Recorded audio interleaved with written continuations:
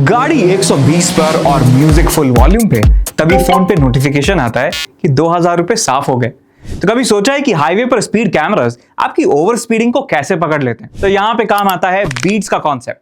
For example, मान लो कि एक साउंड वेव 427 हर्ट्ज का है तो कुछ ऐसे सुनाई देगा, और एक दूसरी साउंड 430 हर्ट्ज की है तो कुछ ऐसे सुनाई देगी। और जब ये दोनों वेव आपस में इंटरफियर करती हैं तो रिजल्टेंट वेव का एम्पलीट्यूड फ्लक्चुएट करने लगता है कुछ इस तरीके से। तो इसी फ्लक्चुएशन की फ्रीक्वेंसी को कहते हैं बीट फ्रीक्वेंसी, और यहां से एफ बीट का वैल्यू निकल के आता है mod of f1 minus f2।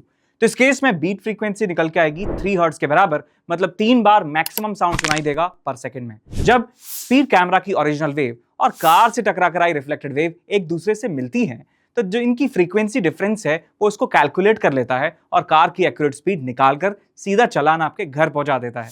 तो अगली बार जब भी आप स्पीड बढ़ाएं, याद रखिएगा फिजिक्स की नजर आप पर है। तो अब ये क्वेश्चन का आंसर मुझे बताओ कमेंट में, और इसका सॉल्यूशन देखने के लिए पार्ट 2 जरूर देखना और subscribe for more physics facts.